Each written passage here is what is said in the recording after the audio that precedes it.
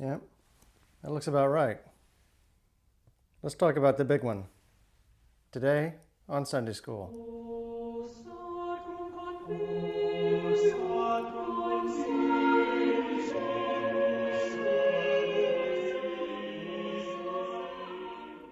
Well, thank you for joining us for Sunday School. I'm your instructor, Father Timothy Matkin.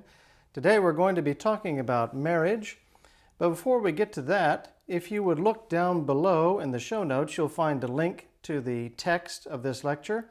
Also, if you want to read more about all of these topics, you can pick up the book on which they're based, The Romance of Orthodoxy by Father Homer Rogers. You'll find a link to that as well. And also, you could help us out greatly if you would bless that like button down below and consider sharing this on your timeline so your friends can also learn more about the Christian faith. And before we begin, we also want to have our opening prayer from the Book of Common Prayer. Let us pray. Prevent us, O Lord, in all our doings with thy most gracious favor, and further us with thy continual help, that in all our works, begun, continued, and ended in thee, we may glorify thy holy name, and finally by thy mercy obtain everlasting life, through Jesus Christ our Lord. Amen. Well, we're going to talk about marriage this week. You see it says Part A, and also we'll talk more about it next week. Well, once upon a time, Mae West said, "Marriage is a wonderful institution, but I'm not ready for an institution yet."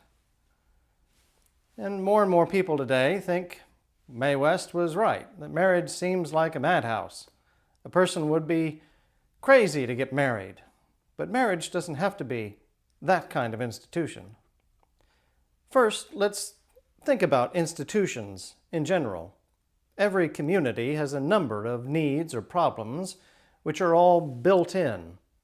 And there are some of them which are common to all communities, but not all communities see those common problems in the same way. When a society hits upon a good solution to one of its basic needs or problems, that solution gets copied and rapidly becomes the standard solution. That is, it becomes an institution. And civilizations are different even in those institutions which deal with the problems they all have in common. For example, in the U.S., if a person has a wreck and is smart, he doesn't leave the scene of an accident. That would really only make things worse. But in Mexico, if he is smart, he doesn't wait around. That would only make it worse, because he would get involved with a corrupt system that runs on bribes and so on. The institutions we grow up with just seem to be a part of the natural law. However, other people's institutions can seem bizarre to us. For example, in the United States, a man is allowed one wife, at least at a time. But in Iran, 4 wives. In Tibet, a woman can have 4 husbands. In America, if a man is seen out with a woman who is not his wife, it's assumed that he probably has sex on the mind. But in Japan, it is assumed that he has poetry on his mind. A geisha is a professional, cultural companion, not necessarily a prostitute. Community life or civilization is essential for human beings, and institutions make that possible. Human life requires a very basic thing that institutions give. Because as important as justice is, it's even more important to know what the rules are. Bad rules are better than no rules at all, often.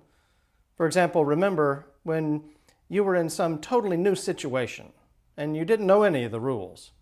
Like on the first day of school. The principle was applied by the Chinese communists during the Korean War in the brainwashing of captured Americans.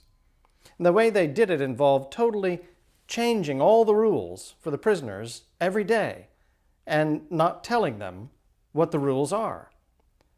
The result was that none of them tried to escape. No one trusted anyone else.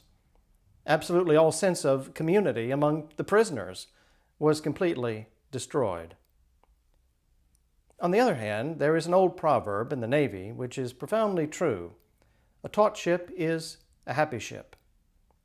on a ship where the rules are clear and consistent, even though strict, the crew is far more happier than on a ship where the rules are lax, but no one knows exactly what they are from day to day or person to person. It's very important to know where you stand. Nothing terrifies people as much as totally unstructured conditions. So we defend our institutions blindly and often passionately. The alternative is chaos.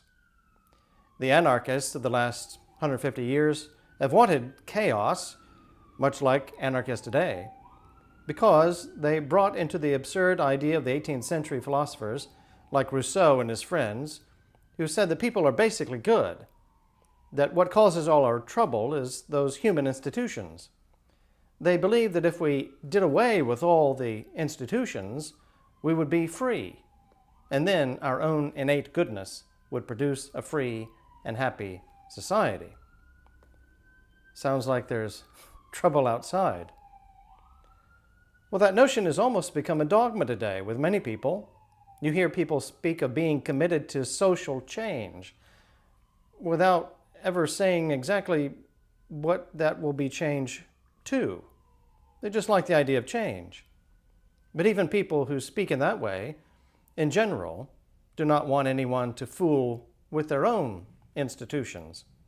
In fact, in the last century or so, no one has been feared or resented quite so much as the anarchist, because people with common sense know that a society without rules is in chaos. There's often tremendous public pressure to preserve our institutions, including marriage, even though it has been altered very much. Yet there are so many things which subtly alter our institutions, including marriage. Now, I have to understand that the institutions of a society are what we call symbiotic. Their lives are all intermeshed. To illustrate, foxes and rabbits living in the same environment with limited food resources are symbiotic. If the foxes get killed off, the rabbit population explodes and eats up all the food. And then the rabbits starve and get sick and die. So when one institution in a society changes, it puts pressure on others to change. The school and the home are symbiotic. Back in the 1920s, a man named John Dewey came up with the idea that the real purpose of the school was to prepare little Johnny to take his place in society, to instill values in him, to build his character. His motto was, "We teach pupils, not subjects." It was an exciting new idea, and the teachers really bought into it. But they weren't prepared to do it. So they all went back to college to take courses in things like child psychology. And the Graduate School of Education was invented. Before then, a Spanish teacher was expected just to know Spanish. A math teacher was expected to know math, and so on. The new idea was that if you know education, then you can teach anything. The result was that under the old system, the education a person got in high school was better than the one a person got in college very often under the new system. By the 1930s, parents caught on to the idea that the school had taken on the responsibility for the formation of the character of the child, and they were off the hook, and the age of the babysitter was born. Back in the 1920s and before, when parents went out, as a rule, they took little Johnny with them, or they just didn't go.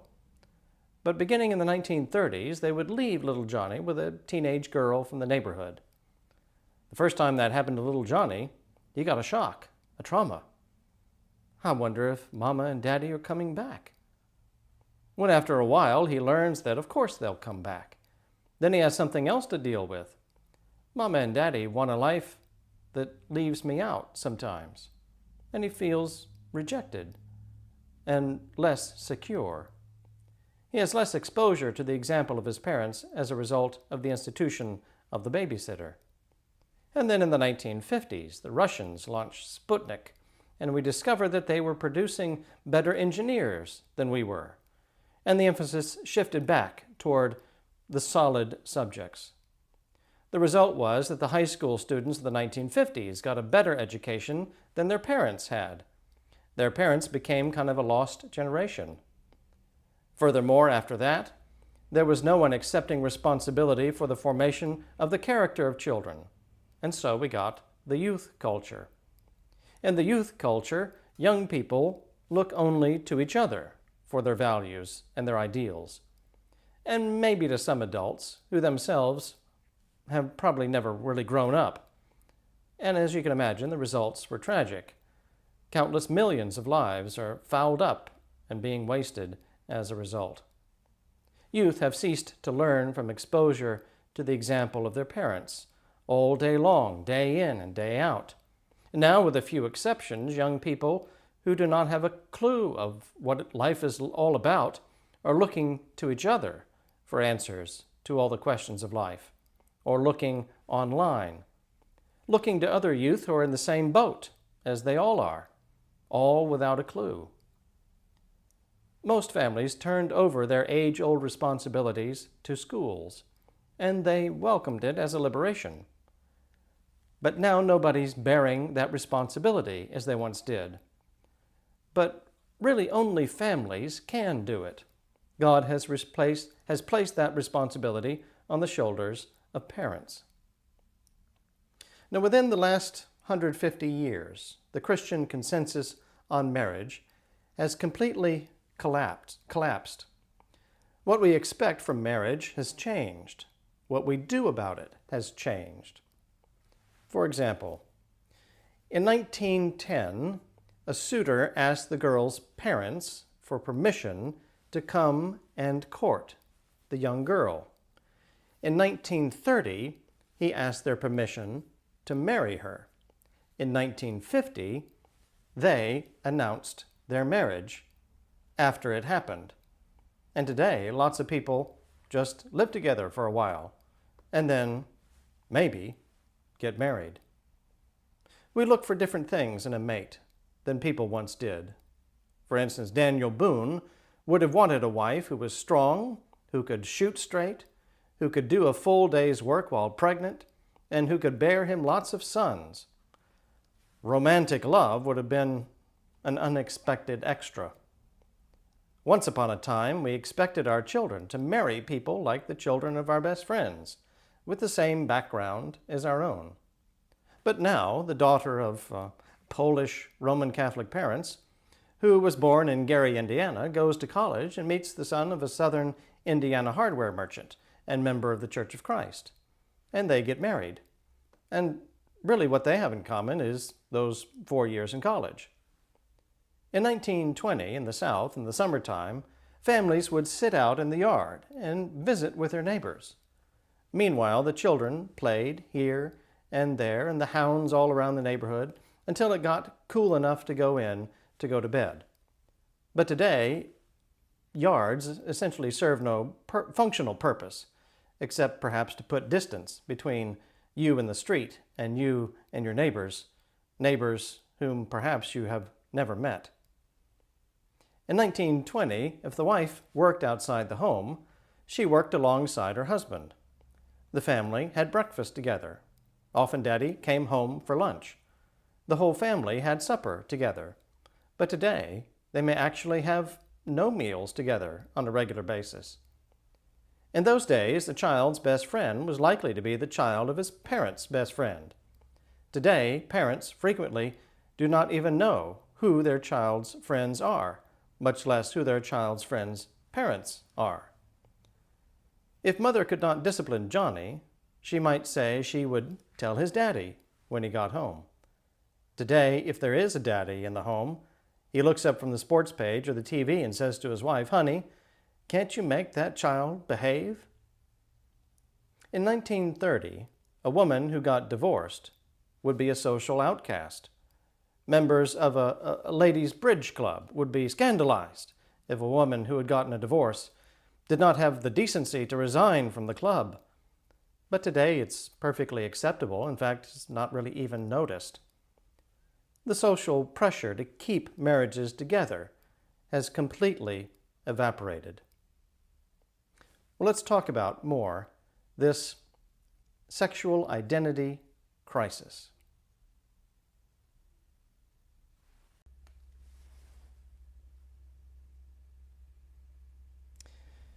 You know, in this society, we are in a severe sexual identity crisis. We have been for quite some time.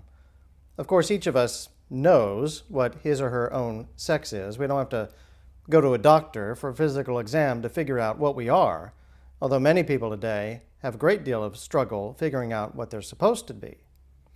But what a lot of people don't know is how a man or woman is supposed to behave in 1,000 different social situations.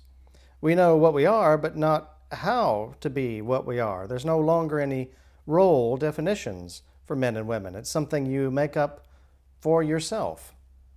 During the last 200 years, we've had an almost complete reversal of the social roles of men and women. What men used to do, and what was once regarded as masculine, came to be thought of as kind of sissy. And what women once considered feminine came to be thought of as masculine.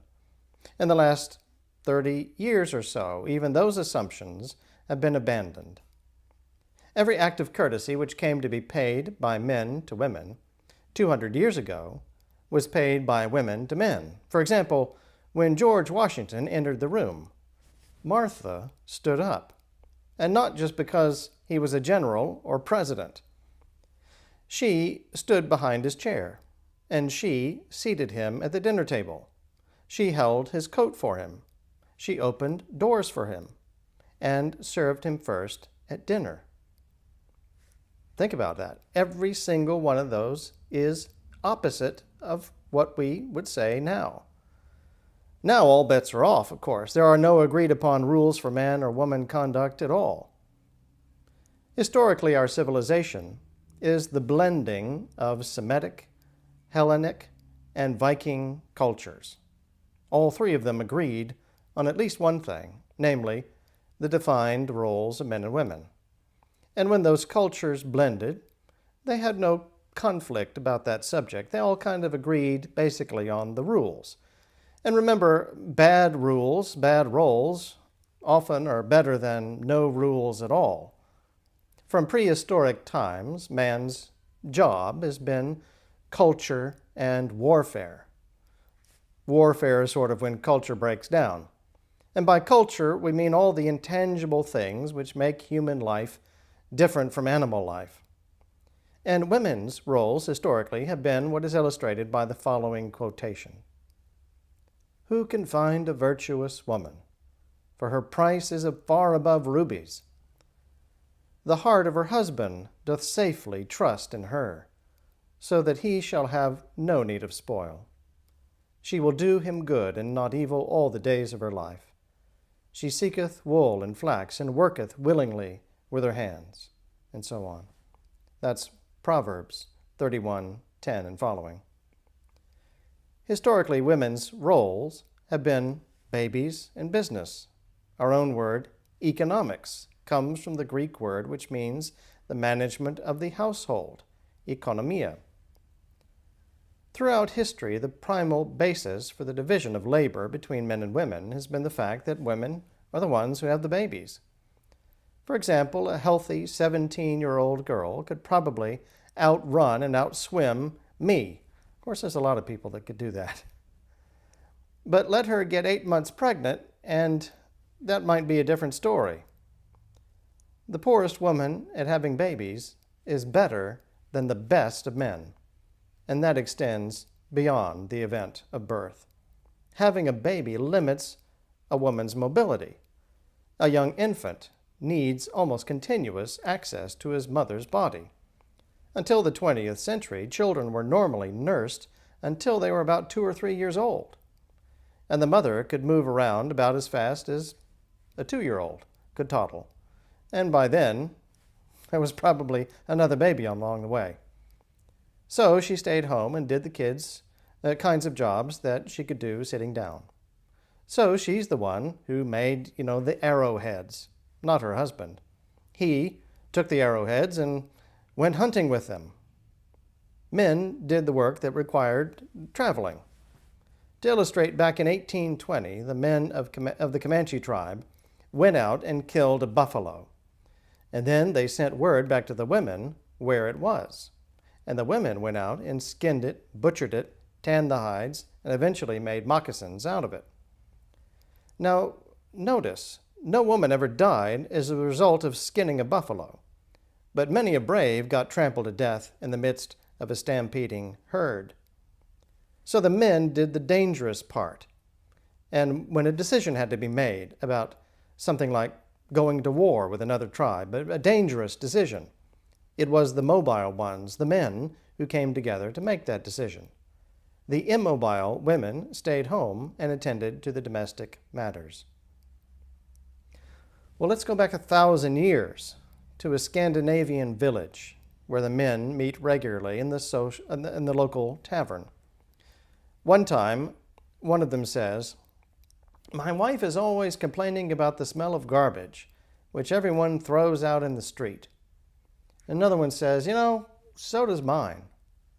So they all discuss it thoroughly and come up with a solution. They decide that every family will provide a big crockery jug with a lid, which will sit outside the house. The village will hire a man with a cart and a donkey to come by on a schedule and collect the garbage. So Lars comes home to his wife and says, "Guess what, honey? We've solved the garbage problem," and proceeds to tell her about the plan that they came up with. What Lars has done is to bring the culture, the civilization, the institutions of the larger community into the family. For that reason, historically, he's been considered the head of the family. Now, in the 17th century, people in England were making a lot of money exporting wool to the continent of Europe, where there was a large cottage industry that wove the wool into fabric. And then the woolen fabric was imported back into England, where it was made into garments. Since the fabric was woven by hand, it was said to be manufactured, from the Latin manus, hand, and factus, made by hand. But now, manufactured means the opposite of handmade. Today, in the Ozark Mountains, you can see signs along the side of the road advertising tufted bedspreads, handmade, guaranteed, not manufactured. Mobile homes are advertised as manufactured homes. How did that happen? Well, one day in the 18th century, an Englishman was looking at a vacant barn, and because of the recent availability of steam power, he had a vision. He imagined there was a row of spinning wheels along one wall, all spinning away, making woolen yarn. And along the opposite wall were 20 looms and 40 people busy making that yarn into fabric. And with that, the factory system was born. The European cottage industry was doomed, and the Industrial Revolution was underway. The people who had the skill to do the work were the women and children. So for the next 100 years, the factory workers were typically women and children. The long-range outcome of the Industrial Revolution was the creation of a new leisure class, housewives. Leisure is not idleness, but rather the freedom from constant preoccupation with the necessities of life, so that one has time and opportunity for culture. Leisure is the prerequisite for culture. Prior to the American Civil War, all school teachers were men. But during the war, all the able-bodied men were in the army. And that left no one to teach school, and so a surplus of young ladies with no one to marry. So the ones who could read and write became school teachers. And when the war was over, so many men never came back that the temporary shortage became kind of permanent, and the women stayed on as school teachers. After a generation, well, that had become the norm. 100 years later, in the middle of the 20th century, it was still common for the small town school boards to have a rule that the school teacher had to resign if she got married, unless she had gotten their permission first. In England, the first women school teachers did not appear until the First World War. The change there has never been as complete as it was in this country over here. It's still common in England to have men teachers in grade school, elementary school. Today, the chief supporters of cultural activities are still women, even when their husbands are the ones writing the checks. And the majority of political party volunteers are women and retired people, people with time and opportunity. Women entering the workforce is not an invasion of traditional male activities. They're merely reclaiming activities which had been taken over by men 200 years ago. However, for them to be doing outside the home in the larger community, that part is an invasion of what was once traditional male territory. Now let's consider the home and consider who is the head of the family.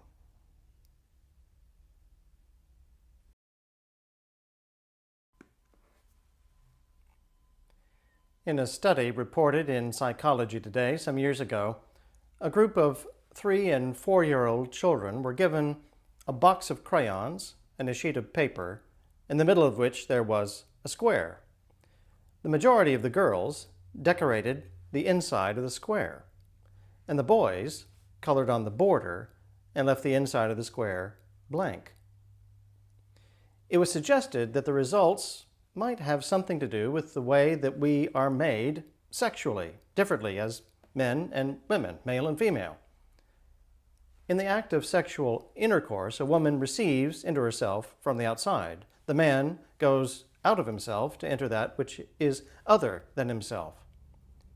Historically, then, we say that women are oriented inwardly, men oriented outwardly, generically speaking. Women talk about inward matters like feelings and motives. Men tend to talk about what people do and largely ignore the subject of motives and feelings. This can be symbolized by a scene in a Comanche Indian village in 1820. An Indian couple is standing back to back at the entrance to their teepee.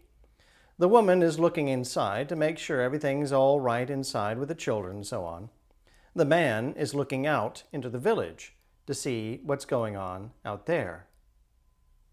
As a result of the Industrial Revolution, man has taken over responsibility for the material well-being of his family, and he's abdicated his historical role of providing for the cultural well-being of his family, for the quality of his family's life. However, whoever determines the lifestyle, the value system of the family, is functionally the head of the family.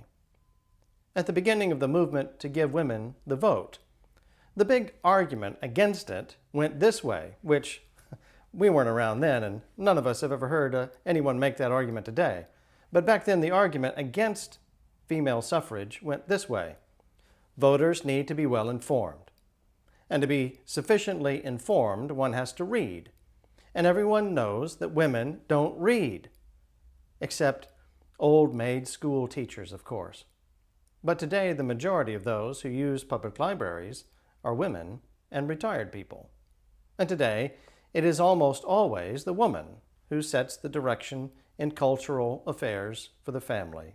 She is the leader in that regard, and is therefore functionally the head of the family. Well, the man knows he's supposed to be the head of the family from a long time ago. He heard about that. He thinks mistakenly that means he's supposed to be the boss. He knows deep inside himself that he's inadequate and incompetent for that, so he's frustrated and irritated. And all he can think to do is throw his weight around, only to discover that his family resists and rebels against it. And furthermore, there's another factor. A man named Conrad Lorenz has discovered a principle about the way animals behave called the territorial imperative, and it also applies to human behavior. To illustrate, there are two families living next door to each other. One has a collie dog and one has a German shepherd. When the collie goes in the yard of the German shepherd, it gets beaten up. When the German shepherd goes in the yard of the collie, it gets beaten up. Courage varies in proportion to the nearness to home base. Well, when husband and wife quarrel, it's almost always on her territory. And it's not uncommon for a husband to feel like a collie dog in the yard of a German shepherd. Nevertheless, the husband is supposed to be the head of the house. In an ordinary family, Daddy is out and gone by the time breakfast is over, and now the mother may be also. From the time he's born until he starts a school, a boy is under the exclusive control of women, mother, female daycare worker or babysitter. And then he starts school, and he's instructed in the ways of the larger world, almost entirely by women in the elementary school. There's no way that he can be expected to assume responsibility for the leadership of a family, because the moment there's a crisis, he looks to the nearest woman and says, "What shall we do?" And she tells him. We've raised a generation of gutless men and strong-minded women, present company accepted, of course. Until very recently, the laws were written on the assumption of an earlier time, when the man actually was the head of the family. But the present reality is really just the opposite. Women are asked that the laws be changed to fit the facts. They have the game, now they want the rules. And their demand is totally reasonable. If they're going to carry responsibility, they ought to have the authority that goes along with it. But in general, neither men nor women want the woman to be the head of the family. The most common complaint of women in marriage counseling, besides "he doesn't communicate," is "he can't accept responsibility." We'll talk more about marriage in Sunday school next time, picking up with the subject of romanticism and love.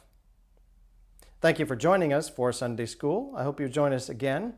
And if you're in Dallas, come check us out in person. You can look us up and learn more about us at stfrancisdallas.org. Please like and share, and we will see you there. God bless.